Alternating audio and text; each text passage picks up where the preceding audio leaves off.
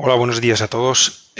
Bueno, como ha comentado mi compañera María, nos hemos propuesto con esta trilogía, con esta serie de webinars, mostrar cuál es nuestro entendimiento y nuestra visión desde CIC de lo que es Team of Teams, un modelo de equipos autogestionados. Lo hemos hecho en tres episodios porque, bueno, nos hemos repartido un poco el trabajo a la hora de ir explicando un poco cuál es nuestra visión acerca de este modelo. Por un lado, bueno, como podéis ver aquí, perdonad, voy a mostrar el puntero, va a ser mejor para toda la presentación. Como podéis ver aquí, yo me voy a centrar en lo que sería la parte más de concepto, más del por qué, ¿vale? De por qué este tipo de modelos está entrando con fuerza actualmente. Posteriormente, la semana que viene, mi compañero Iker se centrará más en el qué, quiere decir, qué es lo que hay que ir poniendo en marcha para que un modelo de equipos autogestionados como Team of Teams pueda ir funcionando dentro de la organización, o por lo menos os vamos a contar cuál es nuestra experiencia en este sentido.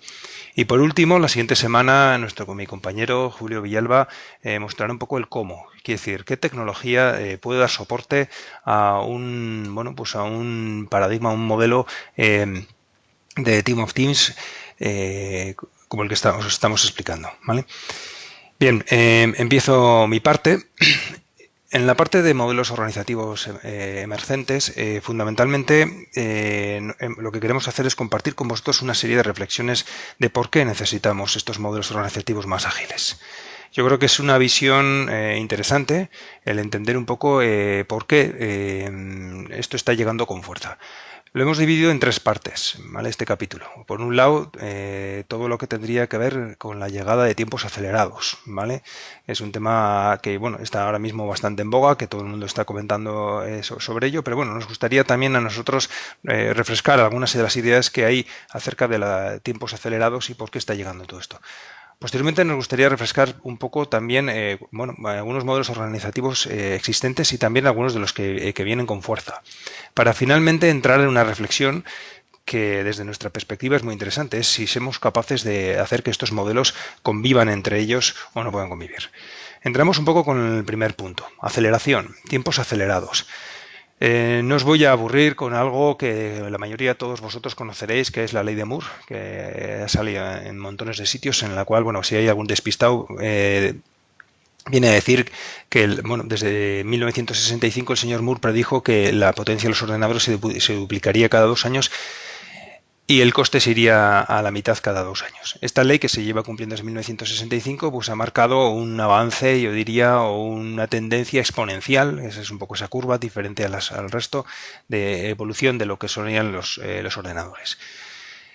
Bastante más interesante desde mi punto de vista es, o por lo menos para lo que queremos hablar hoy, todo lo que tiene que ver con la ley de rendimientos acelerados. Un científico ingeniero, Raymond Kurzweil, lo que vino a hacer es, bueno, pensó que la ley de crecimiento exponencial no solo se estaba cumpliendo la tecnología, sino que estaba cumpliendo en montones de facetas más de nuestro mundo, ¿vale? En ese sentido, por ejemplo, pues bueno, él hizo una serie de predicciones, concretamente hizo 108 profecías en este sentido, 108 predicciones en base a esas líneas exponenciales. Fueron predicciones a nivel, pues, de la sociedad, a nivel de salud, de educación, evidentemente también de tecnología, de cultura, de política, etcétera, ¿vale? En función de todo este tipo de cosas. Lo curioso es que, bueno, cuando hizo estas predicciones, aproximadamente en el año 90 y algo, aproximadamente, marcó una serie de hitos de control, ¿vale? Y a los 10 años, estamos hablando del 2009, para que os hagáis una idea, 89 se habían cumplido totalmente. Quiere decir, de las 108 que había hecho y que seguían estas curvas de crecimiento exponencial, 89 se habían cumplido completamente. Y 13 prácticamente se habían cumplido. Quiere decir, y un poco reflexión de esto, no solo la tecnología es lo que está creciendo de manera exponencial, sino otro montón de cosas alrededor nuestra está creciendo de manera exponencial, y eso nos está llevando de alguna manera a unos tiempos acelerados o un auténtico tsunami, como estamos viviendo en algunos de nuestros sectores. Simplemente, bueno, me gustaría aquí dos cosas que yo creo que son para nosotros evidentes. Cuando el señor Kurzweil vaticinó de alguna manera que, por ejemplo, la curva de los dispositivos móviles para hablar entre nosotros crecería de manera exponencial, eran unos tiempos donde tener un móvil era poco menos que de millonarios y de ricos. Actualmente, para que os hagáis una idea, y es un dato que salía hace poco en una revista de gran prestigio, hoy en día en el mundo hay más personas con móvil que con retrete, o sea, que para que os hagáis una idea. También otro de los elementos que, bueno, que yo creo que también podría ser interesante y comentar, otra anécdota, es que cuando, por ejemplo, cuando todos asistimos, bueno, por lo menos ya tenemos una edad, asistimos a cómo, bueno, pues una máquina se enfrentó al mejor jugador de ajedrez del mundo, que era Kasparov. Esto aproximadamente, pues no sé, creo que fue en el año 90 y algo. Bueno, pues marcó un hito en la historia en la cual una máquina bueno, derrotaba al ser humano en un juego de, evidentemente, de inteligencia. Lo derrotaba y además desde aquel entonces no ha vuelto a ser de alguna manera un ser humano, ha sido capaz de ganar una máquina. Hasta ahí, bueno, es interesante, pero hace poco, relativamente pocos meses, la revista Science publicó cómo habían enfrentado a una máquina de ajedrez, la habían enfrentado con un sistema de inteligencia artificial. Bueno, la máquina evidentemente era lo mejor que había en este momento en lo que era el juego del ajedrez. La máquina de sistema de inteligencia artificial simplemente se le daban 2 horas por delante, se le daba 2 horas de tiempo para aprender a jugar al ajedrez. A partir de ahí se tenía que enfrentar. El resultado fue que el sistema de inteligencia artificial, las 3 veces que se enfrentaron, lo ganó clarísimamente a la máquina de ajedrez, simplemente habiendo entrenado a jugar contra sí misma. Para que veamos un poco, bueno, pues hasta dónde están llevando un poco este tipo bueno, dónde nos está llevando la tecnología como tal. Y esto nos lleva, bueno, pues a que nos planteemos que igual tenemos que cambiar nuestra forma de pensar, que tenemos que pensar de otras formas diferentes, ¿no? De hecho, por ejemplo, bueno, pues no sé si conoceréis, en California ya hay una universidad que está fundada por Google y por la NASA, en la cual están, bueno, formando gente con una visión exponencial. Quiere decir, todos, la mayoría de nosotros tenemos un pensamiento, como aparece aquí, un pensamiento lineal, un pensamiento, bueno, pues que está fundamentado generalmente en lo que hemos vivido. En base a lo que hemos vivido, somos capaces de alguna manera de pensar hacia adelante. En cambio, estamos viendo, por lo que hemos apuntado en las diapositivas anteriores, que los tiempos empiezan a llevar curvas ya no lineales, sino curvas exponenciales. Y necesitamos gente que tenga esa capacidad de pensamiento de una manera mucho más exponencial. Para que nos hagamos una idea de la diferencia entre lo que es lineal y exponencial, simplemente un pequeño ejercicio, aunque alguno de vosotros lo haya oído. Si yo digo que, bueno, me voy a mover 30 metros de donde estoy, pues la mayoría pensará, por lo menos los que están aquí conmigo en la sala, dirán, bueno, pues de 30 metros te has podido ir a la sala de enfrente o te has podido ir a la sala de café. ¿Vale? Si yo digo que me voy 30 metros en exponencial, para que os hagáis una idea, pues seguramente muchos de vosotros, por lo menos yo, tenía la dificultad para decir qué serán 30 metros en exponencial. Pues para que os hagáis una idea, eso son aproximadamente unos 1.000 millones de metros, unas 26 vueltas al mundo. Para que veáis un poco la diferencia de crecimiento entre una línea y otra línea. Y esto, de alguna manera, nos está llevando a que, como por ejemplo hace poco, bueno, sacaba Gartner en una de las curvas, de alguna manera, que muestra cómo van apareciendo la tecnología, y fijaros como jamás en toda la historia de la humanidad había aparecido tal cantidad de densidad de tecnologías a punto de aparecer. Y ya no solo es la cantidad de tecnologías a punto de aparecer, sino que la multiplicación de las mismas nos va a llevar a unos niveles de aceleración todavía mayores. Esto nos lleva a, bueno, pues a un cambio de paradigma. Estamos viendo cómo ya no es el pez grande el que se come al pez chico, sino que son los peces rápidos los que se están comiendo al pez lento. Y alguno quizás se pueda plantear, bueno, quizás esto no va conmigo, o yo no lo estoy viendo de cerca, o esto está pasando en otros sitios y aquí no va a pasar, o esto en mi negocio no creo que vaya a pasar, es un negocio tradicional, conservador, etcétera. Hace relativamente poco, una de las revistas más prestigiosas que hay, el del MIT, ¿vale?, sacó un estudio de cientos de modelos de negocio que se habían analizado en los últimos años, y en la cual la conclusión fundamental es que el 90% de los modelos de negocio se iban a ver clarísimamente afectados por la tecnología. Y esto nos lleva a una reflexión, que es un poco a donde quiero ir a acabar con esta primera parte. Estamos viviendo un tsunami tecnológico. Ese tsunami tecnológico evidentemente está, bueno, provocando cambios de contexto, ¿vale? Como por ejemplo, bueno, quiero decir, como le pudo pasar en su momento, voy a poner un ejemplo que se entiende más fácil, como le pudo pasar a Kodak. Kodak era lo máximo y lo mejor en cuanto a carretes de fotografía, pero evidentemente hubo un cambio del modelo de contexto con la aparición de las máquinas digitales y se quedó fuera. Esto está obligando a las organizaciones a que, bueno, pues tienen que cambiar su modelo de negocio, ¿vale? Evidentemente, tienen que evolucionar su propio modelo de negocio para no quedarse fuera del contexto. Como decía John Chambers de Cisco, últimamente ya no competimos contra nuestros competidores, sino contra las propias transformaciones del mercado, ¿no? Y esto nos lleva un poco al punto, bueno, al punto al cual quiero llegar. Esos cambios de modelo de negocio también, evidentemente, nos está llevando a nuevos modelos, a cambios en nuevos modelos organizativos. Y es un poco el punto al que quería acabar. Cómo de alguna manera se están incorporando, por esta necesidad de ser más ágiles, vamos a decirlo así, cómo se están incorporando nuevos modelos organizativos a la mayoría de las empresas o organizaciones en las que estamos trabajando. Así que pasamos un poco a la segunda parte, en la cual vamos a hablar un poco de distintos modelos emergentes. Para introducir un poco la parte de modelos emergentes, me gustaría, bueno, plantearos y bueno, contaros una pequeña anécdota que yo creo que también es conocida, pero que yo creo que bueno, ilustra de manera bastante clara cómo los modelos organizativos pueden afectar de manera muy importante al éxito o no éxito de una organización, en este caso una empresa o en este caso como puede ser un ejército. El ejemplo que os voy a contar es, bueno, cómo cuando estaba Estados Unidos en plena guerra en Afganistán y, bueno, la guerra estaba siendo un auténtico desastre. Estados Unidos estaba viendo como es probablemente el mejor ejército del mundo, por lo menos el más potente del mundo y uno de los mejores organizados y evidentemente con la mejor tecnología, pues estaba yendo de fracaso en fracaso contra un conjunto de tribus, de talibanes, etcétera, que bueno, pues poco a poco les estaba, entre comillas, haciendo la vida imposible, vamos a decirlo, no sé si ganando, pero sí por lo menos haciendo la vida imposible.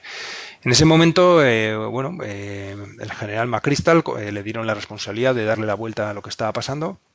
El general McChrystal es no voy a entrar en mayor detalle, pero es una persona que, bueno, pues tenía su cierta reputación en el mundo académico, porque una persona que, bueno, había trabajado mucho en toda la parte organizativa, y cuando llegó a Afganistán, pues se dio cuenta de que fundamentalmente, más allá de la tecnología, más allá de las estrategias militares y demás, lo que fundamentalmente les estaba llevando a ir por detrás y a no ser competitivos en ese sentido, era su propio modelo organizativo. Tenían un modelo jerárquico, un modelo lento, un modelo que para cuando se tomaba una decisión y acababa en uno de los comandos que tenía que ejecutar la acción, ya era tarde, ¿vale? Por contra, el modelo, si queréis llamarlo así, afgano, el modelo afgano talibán, lo que sea, era pues un conjunto todo de equipos autogestionados, empoderados para tomar decisiones, que de alguna manera tenían capacidad, pues para tomar sus propias decisiones, pero eso sí, compartiendo todos una única misión y una única visión de lo que querían lograr, ¿vale?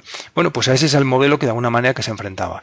El general McChrystal pues le dio la vuelta, introdujo el modelo, en este caso Team of Things, evidentemente dentro del propio ejército, mantuvo evidentemente también ciertas estructuras jerárquicas, pero de alguna manera metió un modelo mucho más ágil dentro de lo que es el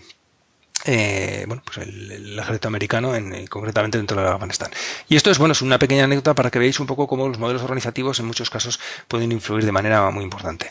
La verdad es que en muchas de las organizaciones en las que estamos nosotros, cualquiera de nosotros, conviven distintos modelos. Yo creo que existen distintos modelos.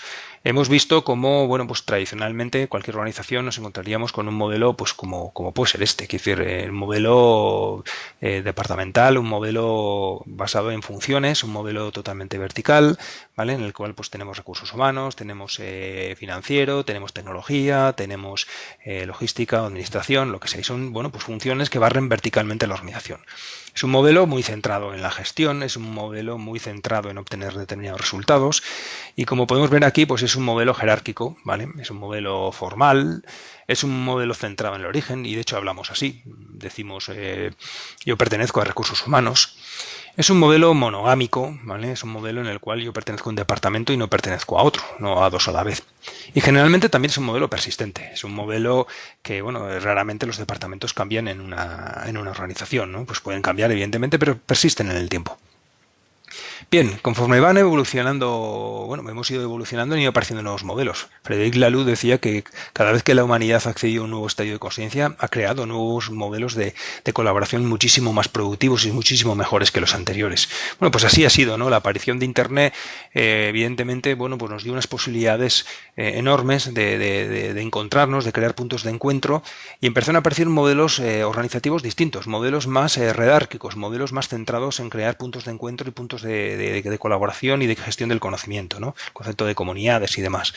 Bien, es un modelo, pues como pone aquí, pues ya digo, modelos más basados en redes, modelos más informales, modelos muy centrados en el destino, quiere decir, son modelos vocacionales. Yo pertenezco a una comunidad o pertenezco a otra comunidad porque quiero, ¿vale? No estoy obligado a pertenecer. Generalmente también son modelos poligámicos, porque yo puedo estar en varias comunidades a la vez sin mayor problema, y también son persistentes. Generalmente no son las comunidades, pues bueno, pues duran un tiempo, yo diría, importante. Bien. Llegado a este punto, pues aparece lo que estaba comentando ahora, este tsunami, entre comillas, que estamos viendo de todos, nos lleva pues a ir buscando modelos cada vez más ágiles, cada vez más orientados a ser, bueno, pues a la acción, como pone aquí, ¿no? Y empiezan a aparecer, bueno, pues modelos team-centric, modelos de equipos autogestionados, modelos team of teams, bueno, pues que decir, todo el concepto que estaréis viendo por ahí también de modelos que le llaman tipo de, bueno, el modelo tipo de Spotify, ¿no? Que de tribus, guilds, squads, etc. ¿Vale? Y bueno, son modelos más orgánicos, quiere decir, son modelos más como los seres vivos, más pensados que son capaces de reaccionar rápido a lo que ocurre a su alrededor, ¿vale? Son modelos más informales, como tal, son modelos muy centrados en los resultados, quiere decir, creas un pequeño equipo con 2 o 3 personas que van a por un objetivo, 2 objetivos a muy corto plazo, ¿vale?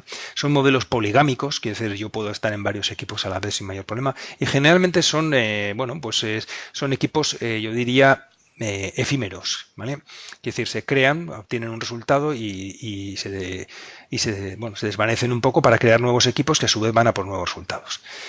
Bien, claro, la pregunta un poco que muchas veces nos hacemos en cualquier organización es, bueno, ¿hacia qué modelo vamos? Y de alguna manera, ¿qué gran decisión hay detrás? ¿Qué es lo que estamos buscando para ir hacia un modelo u otro? ¿Vale?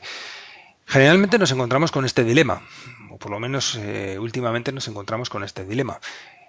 Por un lado, el gran paradigma que hemos ido buscando la mayoría de las organizaciones, esa eficiencia, ¿vale? Esa productividad que llevamos décadas de alguna manera consiguiendo, vamos a poco a través de distintos modelos que nos han ido llevando pues, a modelos clarísimamente eficientes, modelos muy mecanicistas, muy pues, basados un poco en lo que son las teorías de Taylor, ¿vale? En las cuales de alguna manera, bueno, pues una secuencia de tareas pues nos permitía esa secuencia de tareas nos permitía ir metiendo mejoras constantes en cada una de las tareas para ir alcanzando unos niveles de productividad y eficiencia cada vez mayores. Pero claro, la pregunta es, ¿tiene mucho sentido ser productivo o eficiente cuando los tiempos, por ejemplo, de amortización cada vez son menores? ¿O tenemos que buscar modelos más basados en la agilidad? ¿Vale? Quieren modelos mucho más en conseguir objetivos a muy corto plazo, porque realmente los tiempos que tenemos para poder sacar rendimiento, esos son tan cortos que realmente nos interesa ser más ágiles que productivos. Bien. Este es uno de los dilemas que nos preguntamos y bueno, hay algunas personas o algunos escritores evidentemente que abogan por uno o por otro y nosotros en este sentido, bueno, pues nos gustaría tratar este gran dilema, ¿no? ¿Pueden convivir distintos modelos dentro de una misma organización como tal? Para poder entrar, bueno, que ya es un poco al siguiente capítulo, me gustaría poner un ejemplo que también bueno, nos introduce un poco a si se puede, entre comillas, conciliar distintos modelos dentro de la misma organización. Para ello, qué mejor que uno de los grandes paradigmas de la eficiencia y de la productividad en el mundo, que es Toyota. Toyota quizás haya sido una de las organizaciones que más ha trabajado los modelos organizativos y probablemente haya sido uno de las organizaciones y de las empresas que hayan alcanzado unos niveles de productividad y eficiencia más altos que se conocen. Evidentemente Toyota pues bueno, pues tenía su modelo como tal, el modelo mecanicista tradicional, con todas y cada una de las tareas perfectamente definidas, todo perfectamente planificado, etcétera, y bueno, y aquí se estaba alcanzando unos niveles de productividad y eficiencia altísimos. Pero Toyota también vio que, bueno, pues cuando se producía un problema, cuando en la cadena de montaje de sus automóviles se producía un problema, pues esto llevaba a que el modelo como tal no funcionaba. El operario de turno que se encontraba con ese problema muchas veces no era la persona más adecuada ni el más capacitado para resolver ese problema. Con lo cual la cadena se paraba y se entraba en unas ineficiencias y unos problemas bastante importantes. Al final, Toyota pues se encontraba un poco con este problema. Quiere decir, al final ellos, bueno, pues tenían, como aparece aquí, tenían un trabajo, una organización muy secuencial, muy bien pensada desde ese punto de vista y también un trabajo muy bien definido. Por lo tanto, estaban en un modelo más factory, un modelo de empresa, perdona, de cadena de producción, ¿vale? Pero de alguna manera ellos veían que cuando se producía un problema en la cadena se encontraban con un modelo distinto. Se encontraban con que bueno, el trabajo en este sentido era ambiguo y además funcionaba mucho mejor un modelo más colaborativo. Así que, bueno, lo que se plantearon fue darle la vuelta un poco a lo que tenían y se plantearon, bueno, sí, poder de alguna manera trabajar con un modelo, vamos a decirlo, mecanicista, un modelo secuencial, como aparece en la parte de arriba, más de factory, como tal, pero en el momento en que se produce un error o un fallo, un problema, vamos a decirlo así, en la línea de montaje, automáticamente el operario de turno podía tocar un botón, se para la cadena y se creaba un grupo pequeño de trabajo rapidísimamente, formado por pues, una persona que conozca, por ejemplo, electricidad, una persona que conozca mecánica, una persona de procesos, una persona de pintura, una persona de no sé cuántos, e inmediatamente ese equipo pequeño, polifacético, rápido, ágil, colaborativo, es el que proponía una solución. Una vez que esa solución se proponía, automáticamente se ponía en marcha la solución al problema y se ponía en marcha de nuevo la cadena y este equipo se disolvía. Al final, bueno, pues Toyota de alguna manera ha conseguido bueno, pues que dos modelos que en este sentido son distintos, ¿vale? Un modelo mucho más factory de empresa con un modelo más de estudio, tipo estudio, vamos a decirlo, convivan dentro de la misma organización e incluso puedan ser conmutados de uno a otro cuando interese, ¿vale? Entonces, volviendo un poco a los modelos que hemos visto antes, claro, la cuestión que nos planteamos en muchas organizaciones es de si tenemos que optar por un modelo, tenemos que optar por otro o tenemos que optar por otro. Nosotros desde CIC somos firmes convencidos de que realmente estos modelos pueden convivir, de que realmente podemos hacer que estos modelos convivan dentro de una organización, incluso que entre ellos bueno, se apoyen en un momento dado porque puede ser muchísimo más interesante. ¿Cómo lo vemos nosotros? Pues básicamente nuestra visión de este tema es la que os vamos a mostrar ahora. En un marco de empresa, en un marco como tal, o en una plataforma de las que, bueno, evidentemente nosotros somos especialistas a la hora de montar este tipo de plataformas, pueden convivir distintos modelos. Por un lado, evidentemente pueden convivir un modelo más jerárquico, un modelo más basado en funciones, más departamental, donde, bueno, pues mediante distintas tecnologías podemos dar soporte, ¿vale?, a lo que serían estos departamentos como tal, ¿vale?, que barren verticalmente la organización, ¿vale? Por otro lado, daríamos soporte también a lo que sería la parte, digamos, de conocimiento, ¿vale? Todo lo que serían comunidades de conocimiento. Recuerdo hace un tiempo cuando hacíamos un proyecto para una organización muy, muy grande, eólica, en España, en la cual, bueno, pues cuando empezamos a hacer el proyecto con ellos nos dijeron, bueno, es que en esta organización trabajamos por departamentos y por proyectos, pero no trabajamos por comunidades. No vemos muy claro este tema y, bueno, pues la verdad es que si veis un ejemplo, claro, pues nos lo decís. Bueno, cuando llevamos 2 o 3 meses en el proyecto, pues les dijimos, hemos visto un caso muy claro. Tenéis un montón de parques eólicos por todo el mundo, tenéis jefes de parques eólicos por todo el mundo, pero todos esos jefes de parques eólicos dependen del gerente del país. No hay ningún sitio donde esos jefes de parques eólicos tengan un punto de encuentro, porque no son un departamento y porque tampoco son un equipo, un proyecto, ¿vale? Eso es una comunidad. Bien, pues ese es el ejemplo claro de una comunidad que barre transversalmente la organización.